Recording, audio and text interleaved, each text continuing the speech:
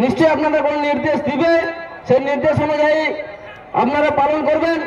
তো আপনারা শান্ত হয়ে বসুন। আমরা বার্তা দিয়েছি এইভাবে চক্রান্ত করে কুর্মী আন্দোলনকে দমন করা যাবে না। এটা পুরুলিয়ার এসপিকে আগে বুঝতে হবে। আপনি আমাদের নেতৃত্বদের আটকে রেখে, জনগণকে আটকে রেখে কুর্মী আন্দোলনকে দমন করতে পারবে না।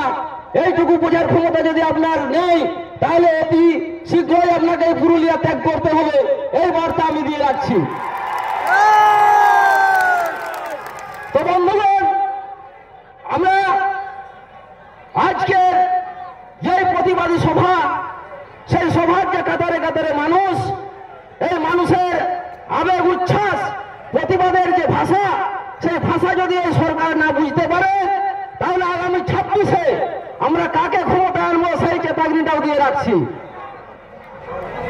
এইটুকু বুঝার ক্ষমতা যদি প্রশাসন সরকারের না থাকে, আপনি অপেক্ষা করুন। আমরা 26-এর জন্য রেডি আছি। আমরা এই জঙ্গলমহলে কাকে ক্ষমতায় রাখবো, কাকে ক্ষমতা থেকে হাঁটাবো, সেই ক্ষমতা কুর্মীরা অর্জন করেছে। আর কুর্মীরা দেখিয়ে দেবে তাদের কি ক্ষমতা আছে, কি যোগ্যতা আছে। তো বন্ধুগণ, আর বেশি আমি কিছু বলছি না। আমাদের যে কুর্মী জাতির হক অধিকারের যে লড়াই, সেই লড়াই করতে গিয়ে গত 2023 26-এ মে উত্তেজিত হবেন না, আপনারা শান্ত হয়ে বসুন। মূল মন্ত্র আপনাদের নির্দেশ দেবে। আগে আপনারা উত্তেজিত হবেন না, বসুন বসুন, আপনারা সবাই বসুন বসুন। আপনারা আমার নরহরিদা দিয়ে ঘোষণা করে হেঁটে সবাই বসে বসে বসে বসে বসে, কেউ উঠিয়ে দেয় না। বসে বসে বসে মিটিং চলে না, গোলমালকে নিয়ে না, বসে বসে বসে বসে তোরা বসো, তোরা বসো বসো বসো বসো, তোরা বসে বসো। আর নরহরি 26-এ মে ঠিক এভাবে একটা সাজানো ঘটনাকে কেন্দ্র করে ঝাড়গ্রামের শালবনীতে যে ঘটনা ঘটেছিল, তাতে সেখানকার যে গ্রেফতার করেছিল, আমরা ঝাড়গ্রামে এভাবে একটা সভা করে জবাব দিয়েছিলাম।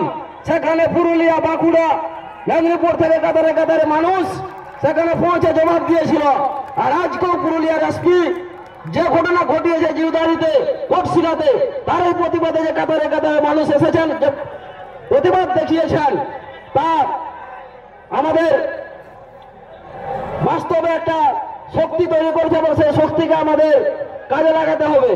আমরা নেতৃত্বদের কাছে আমাদের অনুরোধ থাকবে, মানুষের যে উচ্ছ্বাস, মানুষের যে প্রতিবাদের ভাষা, সেই প্রতিবাদ যেন সঠিক জায়গায় কার্যকরী হয় এবং